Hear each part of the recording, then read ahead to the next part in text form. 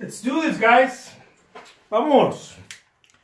So, this is Jose Trujillo. I am the world's greatest living artist. Bam, I got my Starbucks to prove it. Because you need a Starbucks to prove that. And I'm going to do an awesome painting right now for you guys right here. One of my cool loose brush type of landscapes. So here we go, let's do this. I'm using slightly different brush for this because this is a little different gig. Okay, so here I go. I want to do a little foggy type of landscape. Okay, now this requires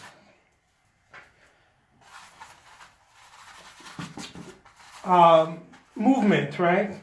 As I've mentioned many times before, those of you who don't know my jam, I'm all about that movement. Okay, so it requires movement, it requires trust. There's a lot of trust associated with this type of painting. Why trust? Because you should already know what you're doing. One of the reasons why things aren't coming out the way you want to is because you're not trusting yourself. Okay, if you're starting out, all you gotta do is just keep practicing. But if you've been painting for years and you still feel like that, you know, that difficulty, I don't know, it shows up in different ways.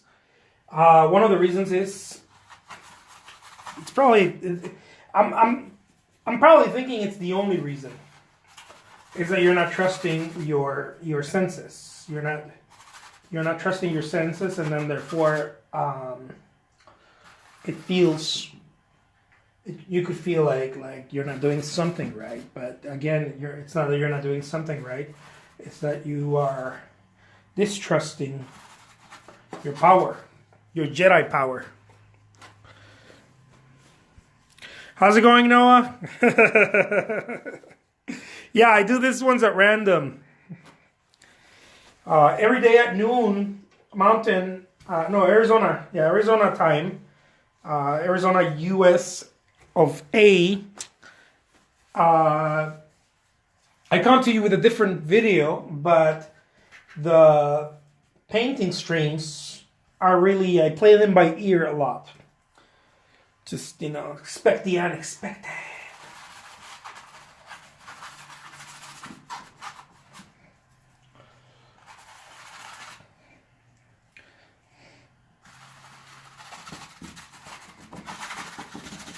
And it's a very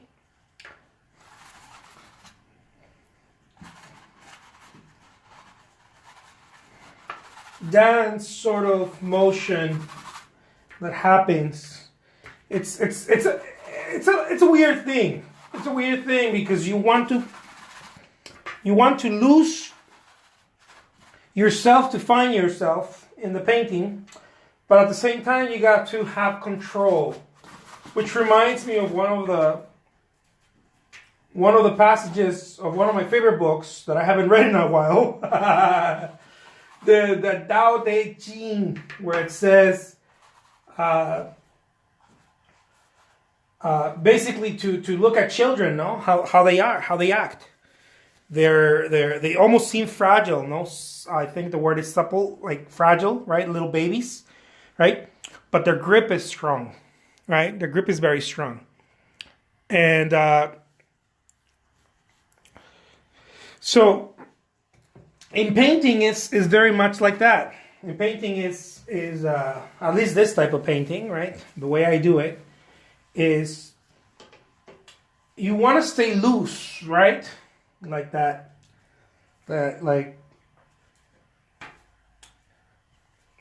a like a baby, right? Little babies, they hug. They don't seem to be rigid, but their grip is very strong, right? So what I'm saying is that you want to stay loose, but you want to have a sort of a command over the painting. And I know it's a strange thing for some people, but because I'm loose doesn't mean I don't care, right? Because I'm painting loose, it doesn't mean I don't care. There's still a very strong grip. Um, it's just that I'm not. The less tied I am to how it's supposed to look like, the better I do. Right? The less tied. If anyone's ever taking notes, anyone ever takes notes of what I say. If anybody does, take notes on that, guys. The less it's not that you're expecting something bad. It's the less you place your idea on what it's supposed to look like while continuing to move, right? The better experience you will have, the better outcome in intuitive artwork, right? Because it's intuitive, so it can't be about you. It can't be about your thinking, right? It's got to be about something deeper than that. And it's extremely experiential. No matter how much I tell you, you're not going to get it until you do it. No matter how much I talk about it, it's not going to make any sense until you start doing it. That's where it starts to make sense, right? And that's why I move. That's why I do this. That's why because I'm looking for it, right? It's an edge. I'm looking for the entrance. I call it the entrance into the zone. I'm looking for it. And I find it in movement. One of the reasons I find it in movement is because I'll sit there and think about it, and it's not about thinking, so I'm already doing it wrong if I'm thinking about it. So I got to continue to move. And now one of my tricks, if quote unquote, if you want to call it that, is that I don't mind the color. The less I mind the color that I'm using, the better. And that takes practice. It's going to take you practice because it goes beyond what many artists out there talk about. It goes beyond what a lot of people consider to be the right way of doing, right? But it doesn't mean that they're not in the back of my head and in the back of my mind, the colors. They are. But I want to get rid of them, right? I want to get rid of the idea of it has to look. How's it going? How's it going, Betsy? Good to see you.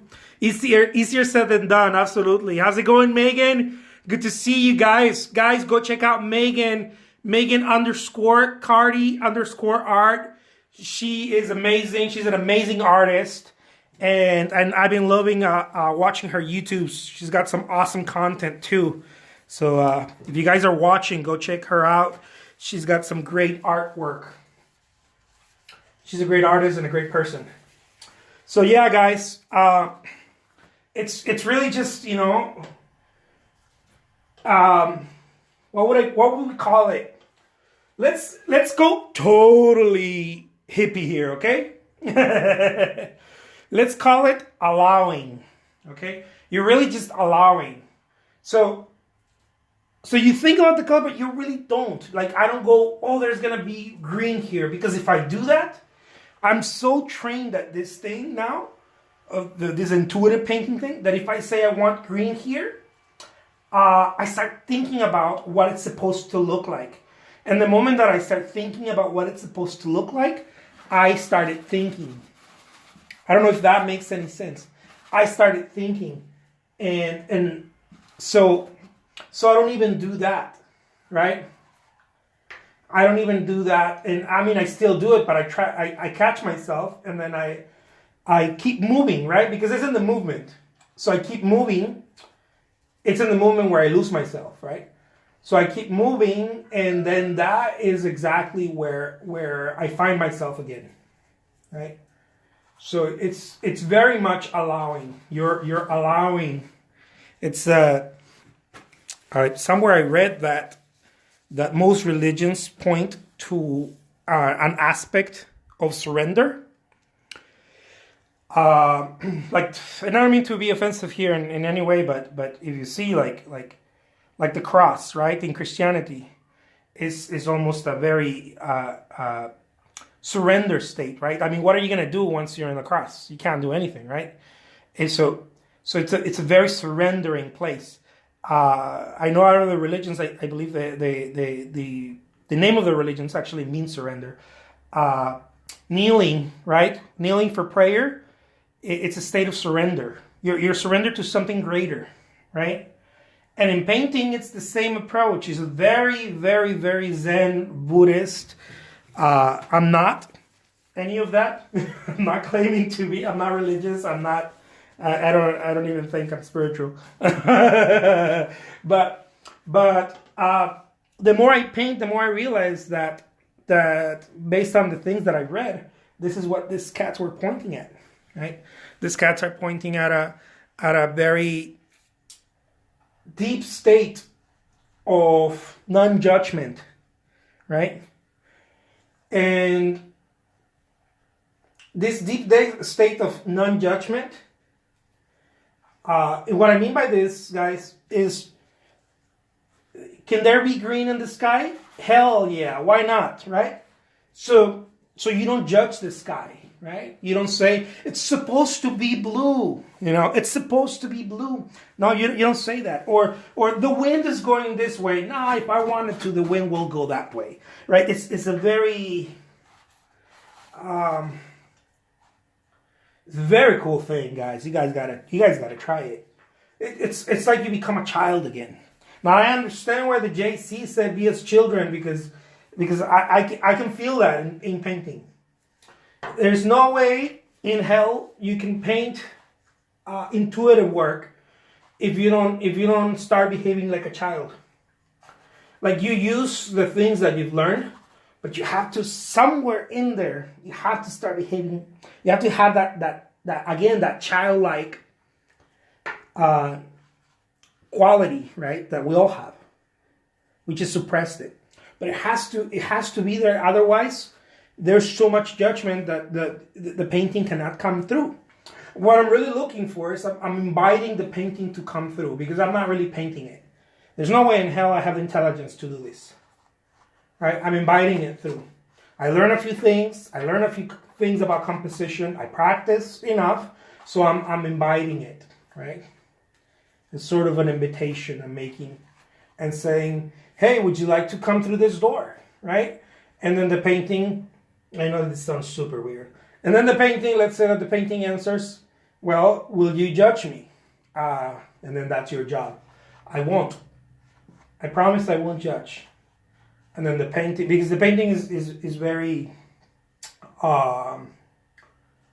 it will feel when you're judging, right? It's very shy, to put it in those words. So the painting will notice if you're judging. And if you're judging, the painting will not come through. The painting will withhold itself from a place of judgment. It'll stay in the other. What is that new show on TV? I am a crazy artist, Gog Art. And let's face it, if you're not a little bit off the rocker, you're doing something wrong. I played a serious game before. It was too painful. I don't like the serious game. The serious game is a very controlling, and of course there's certain things that are serious, right, in life. But it shouldn't be painting. Come on. Like maybe the serious aspect should be like, oh shit, I gotta pay my bills, gotta take care of my kids. Maybe that should be serious, right? But not painting, Not painting. Painting shouldn't be serious. Painting should be anything but serious. Even if you're painting a serious subject, right? I painted serious subjects in a non-serious state of mind. So it's an interesting thing. So there you guys have it. If you guys have any cool questions or uncool questions, let me know. Look at that. See, you're just.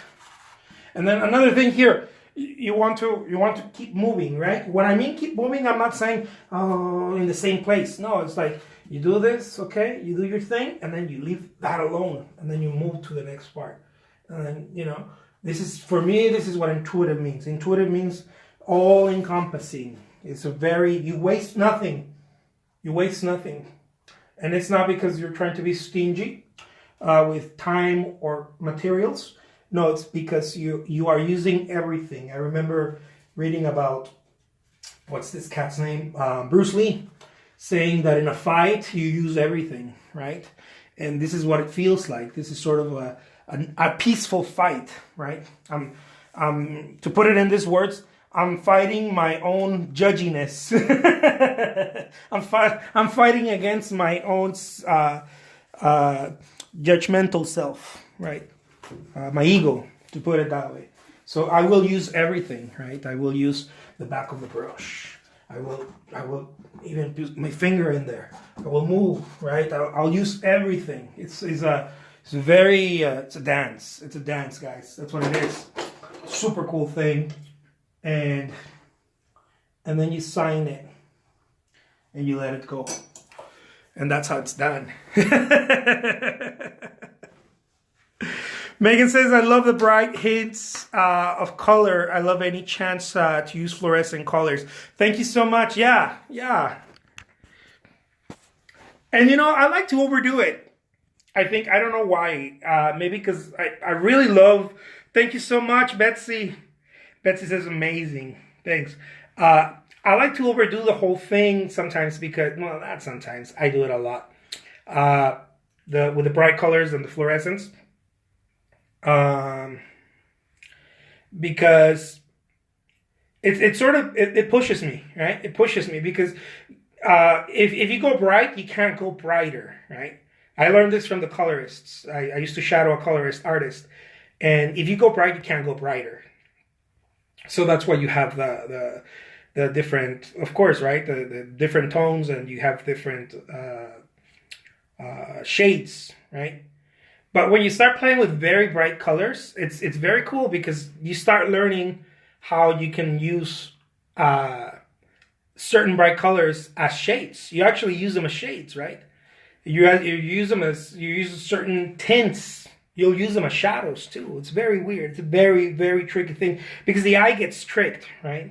The eye gets tricked. The eye thinks that because something is more intense, is darker, and that's not necessarily true.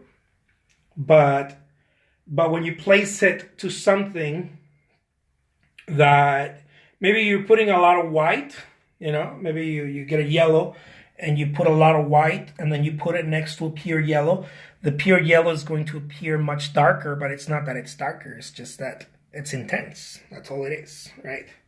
There's more intensity. So I like doing that. It kind of pushes me.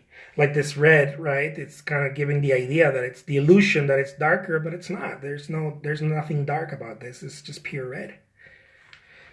So I like doing that. And I started getting these ideas of this kind of stuff from, I was born in Guadalajara, in Mexico, and there's a lot of